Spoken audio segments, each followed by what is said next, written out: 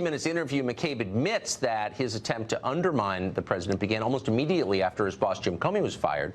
And it was, of course, due to Russia. I was speaking to the man who had just run for the presidency and won the election for the presidency, and who might have done so with the aid of the government of Russia, our most formidable adversary on the world stage. And that was something that troubled me greatly. How long was it after that you decided to start the obstruction of justice and counterintelligence investigations involving the president? I think the next day I met with the team investigating the Russia cases, and I asked the team to go back and conduct an assessment to determine where are we with these efforts and what steps do we need to take going forward. They are whispering about the 25th Amendment again, not in the shadows, not in some late-night academic panel, out in the open, on the record. Members of Congress floating the most extreme constitutional remedy available against a sitting president of the United States.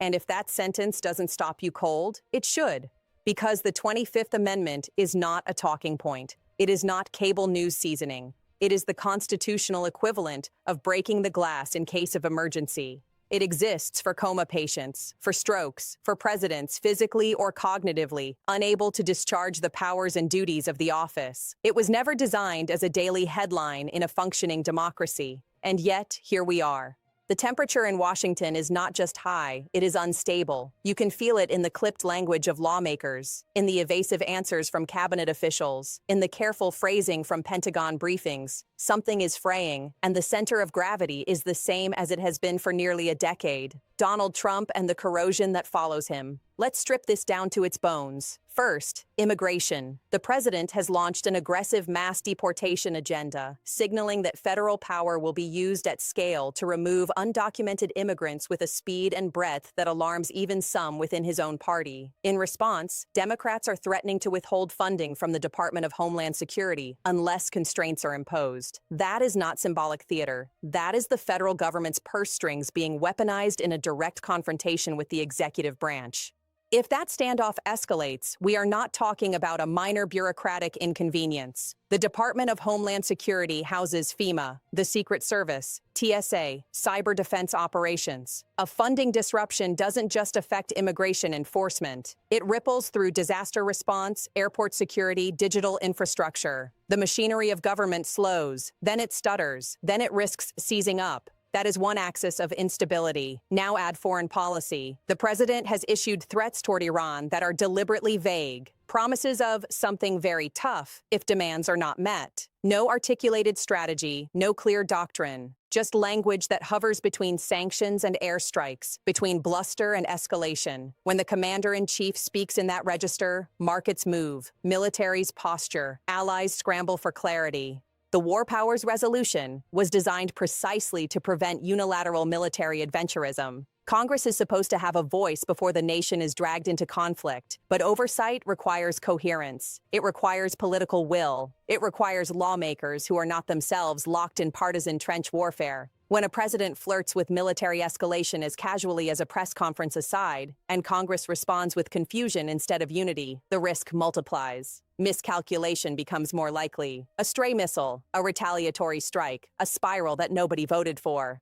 And then there is the quiet, structural maneuver that may be the most consequential of all, the attempt to expand presidential authority to fire and replace large swaths of the federal workforce. Civil service protections exist to insulate governance from personal loyalty tests. They are not decorative. They are foundational. The modern administrative state functions because career professionals execute policy based on law and expertise, not fealty to a single individual. Strip those protections away, and you alter the DNA of the republic. You create a federal apparatus that answers not to statute, not to institutional norms, but to the temperament of one man. You transform neutral arbiters into potential political instruments. That is not reform. That is consolidation. When you step back, the pattern emerges. Aggressive immigration enforcement pushing against congressional funding authority. Rhetorical saber rattling abroad that strains the limits of the war powers framework. a re-engineering of the civil service to reward loyalty over independence. These are not isolated controversies. They are vectors pointing in the same direction, expanded executive power with diminished guardrails. Now place the 25th Amendment chatter into that context. No, it has not been formally invoked. There is no active proceeding. But the fact that sitting lawmakers discuss it with a straight face is itself diagnostic. It signals that a threshold has been crossed in the political psyche. The presidency is no longer assumed to be self-stabilizing. It is viewed by a meaningful faction of elected officials as potentially volatile enough to justify extraordinary remedies. Legally, invoking the 25th Amendment without the president's consent requires the vice president and a majority of the cabinet to declare the president unable to serve. If the president contests that declaration, Congress must sustain it by a 2/3 vote in both chambers. That is an almost insurmountable barrier in a hyperpolarized legislature.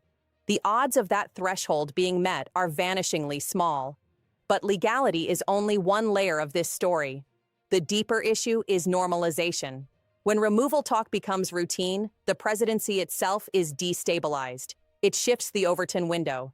It conditions the public to see extreme constitutional mechanisms as standard tools in partisan conflict. That is not healthy. It is a symptom of systemic stress. And the stress is cumulative. It did not begin yesterday. It stretches back through impeachment proceedings, through attempts to overturn an election, through pressure campaigns on state officials, through the attack on the Capitol on January 6th. Each episode pushed the boundaries of what a president might attempt. Each time, institutions bent but did not fully break. Courts intervened, states certified results, Congress reconvened. But bending has a cost. Norms are not infinitely elastic. The Constitution is built on checks and balances, not on good intentions. Article 1 vests the power of the purse in Congress. Article 2 grants executive authority to the president, but confines it within enumerated limits. The judiciary stands as a check on both. The system presumes friction. It does not presume submission.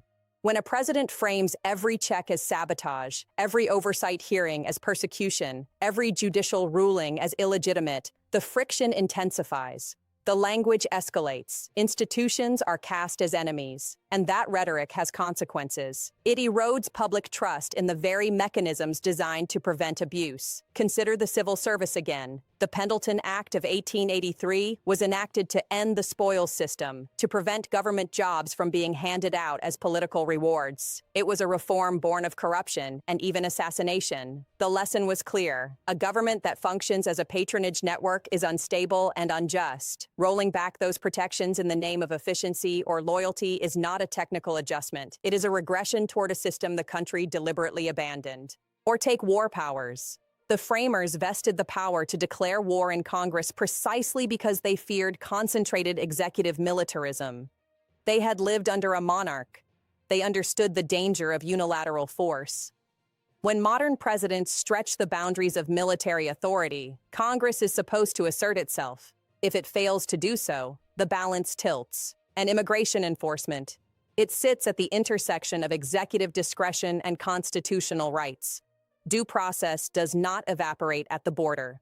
The Fifth Amendment's guarantee that no person shall be deprived of liberty without due process of law applies broadly. Mass operations that test those boundaries invite judicial scrutiny and political backlash. The through line is not policy disagreement, it is structural strain. Supporters of the president will argue that this is decisive leadership, that he is cutting through bureaucracy, confronting adversaries, delivering on promises. And there is no denying that elections confer authority. But authority is not absolute. It is bounded by law, by precedent, by institutional integrity. When lawmakers begin openly discussing whether a president is unfit or dangerous, the conversation has already moved beyond policy. It is about capacity, about temperament, about respect for constitutional limits. And here is the uncomfortable truth. The 25th Amendment is almost certainly not the mechanism that will resolve this tension. The political math is prohibitive. The cabinet is unlikely to revolt. A supermajority in both chambers is fantasy in this climate. The real battleground is elsewhere. It is in the courts where executive orders are challenged and sometimes struck down.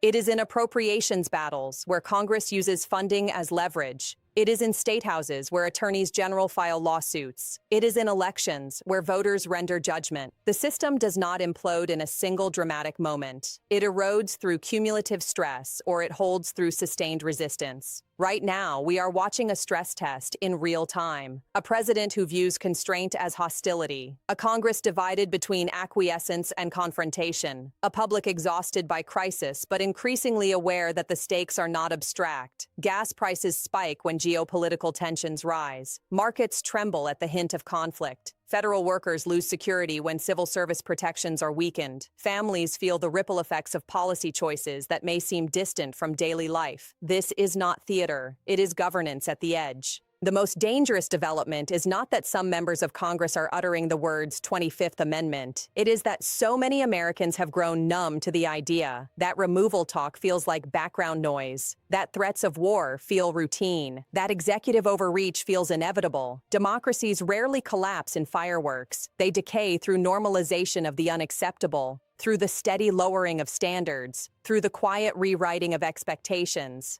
Donald Trump did not invent polarization, but he has weaponized it. He did not invent executive power, but he has tested its limits relentlessly. And every time institutions fail to respond with clarity and unity, the boundaries shift a little further. This is a moment that demands vigilance, not hysteria, precision, not slogans. We must be clear about what is happening and what is not. There is no active constitutional coup underway via the 25th Amendment. There is, however, a presidency operating with aggressive intent across multiple fronts, and a legislature struggling to contain it. History will not remember the noise. It will remember whether the guardrails held. If you care about that outcome, you cannot afford to tune this out. The warning signs are not subtle. They are blinking in plain sight. Stay informed, stay critical. Because missing the next move in this escalation means waking up after the lines have already shifted. And by then, the correction may be far more painful.